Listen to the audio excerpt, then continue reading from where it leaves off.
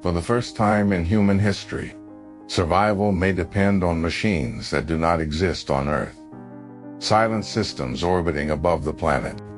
Infrastructure built on a world that never hosted life. Energy networks stretching across space. Invisible to most people, yet critical to billions. This is the future many scientists and engineers are actively preparing for. A future where a significant portion of humanity's energy no longer comes from Earth, but from the moon and the space surrounding it. But every system, no matter how advanced, can fail. And when survival depends on systems beyond Earth, failure carries a price humanity has never had to calculate before. If lunar energy systems fail, what exactly will humanity lose? And more importantly, what will humanity become? Modern civilization is built on the assumption of continuous energy. Cities do not pause. Hospitals do not wait. Digital networks do not sleep. From food production to financial systems, from transportation to communication, everything assumes energy will be available when demanded. On Earth, energy failures are usually local. A blackout affects a city. A drought affects a region. A fuel shortage affects a country. The damage is serious, but contained. Redundancy exists because systems are distributed across the planet. Lunar energy changes that equation. Once energy generation moves off-world, dependency becomes centralized in ways humanity has never experienced. A single orbital platform, a single transmission corridor, a single lunar facility could support entire continents. Efficiency increases, but resilience decreases. This is the paradox of advanced systems. The more powerful they become, the more catastrophic their failure can be. The idea of lunar energy is simple in theory. Collect energy where sunlight is constant. Generate power without weather, seasons, or atmospheric loss. Transmit that energy to Earth, wirelessly using microwaves or lasers. Reduce environmental strain. Preserve Earth's ecosystems. It sounds like progress, but progress always creates new points of failure. Space is not a stable environment. It is hostile, unpredictable, and unforgiving. Solar storms can disrupt electronics across vast regions. Micrometeoroids travel at extreme speeds. Space debris moves faster than bullets. Cyber attacks require no physical presence. On Earth, damaged infrastructure can be repaired quickly. In space, repair windows are rare, expensive, and dangerous. A failure that takes hours to fix on Earth could take months in orbit or on the moon. During those months, energy does not wait. If lunar energy systems fail, the first price humanity pays is not philosophical. It is immediate. Energy shortages cascade. Power grids destabilize. Industrial production slows. Transportation networks falter. Digital infrastructure degrades. Hospitals switch to emergency systems. Data centers throttle capacity. Water purification systems struggle.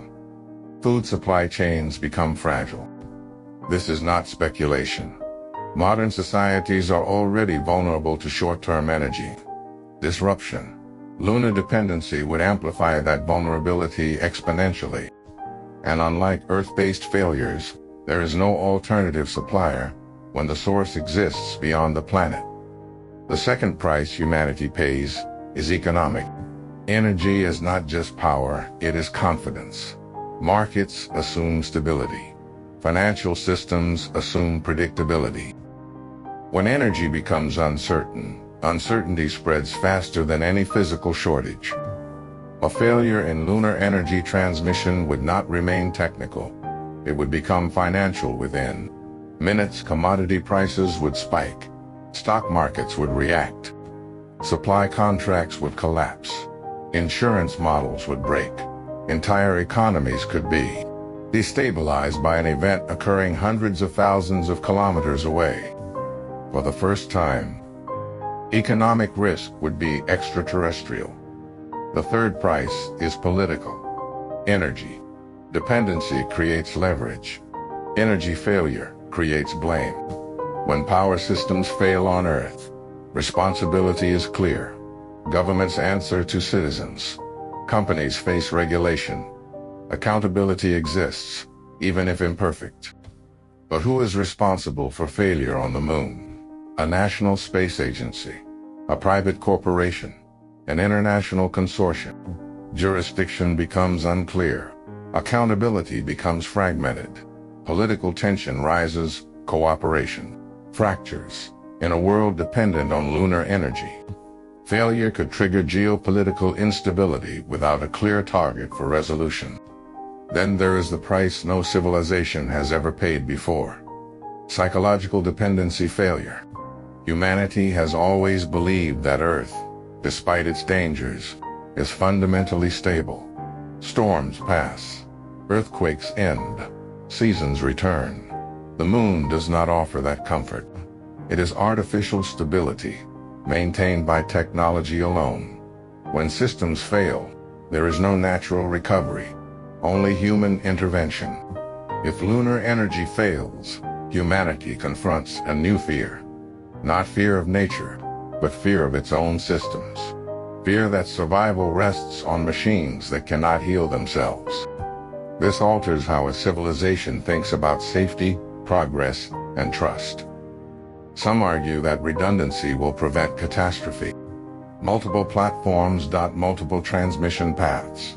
Backup systems. They are correct. Engineers will design safeguards. But redundancy increases complexity. Complexity increases fragility.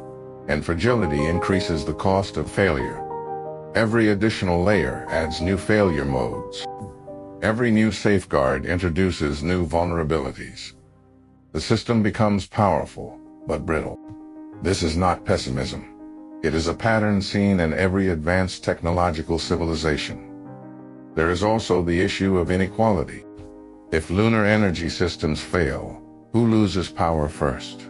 Not the wealthy, not the well-connected, not the centers of influence. Energy rationing would prioritize stability over fairness.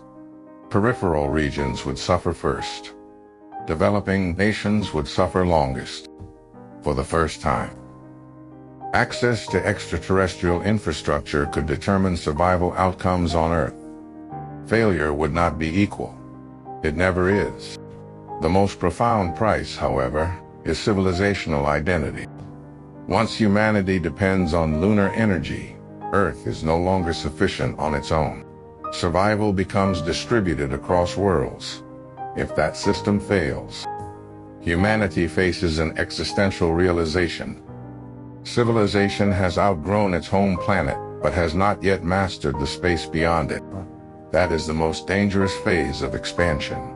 Too dependent to retreat, too fragile to advance. History shows that civilizations often collapse during transitions, not during stability.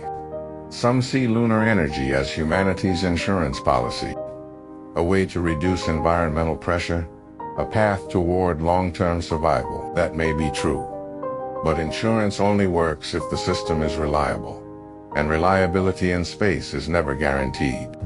The Moon will not forgive mistakes. Space does not offer second chances easily. Failure will not be dramatic. There will be no explosion visible from Earth. No cinematic disaster. There will only be gradual shortages, silent disruptions, invisible causes, and consequences felt by billions who never agreed to the risk. This is why the question matters now, not later. Before dependency becomes absolute, before infrastructure becomes invisible, before failure becomes unthinkable. Because once humanity builds its survival on lunar energy, it will not be able to walk away. And when systems you cannot abandon fail, the price is never just technical. It is social, economic, political, psychological, civilizational. The Moon may help humanity survive longer than any civilization before it. Or it may expose humanity to risks no civilization has ever faced. Both can be true. The question is not whether lunar energy will fail at some point. Every system eventually does. The real question is whether humanity will be prepared for the price it must pay when it does. Because when survival reaches beyond Earth, failure does not stay in space. It falls back down.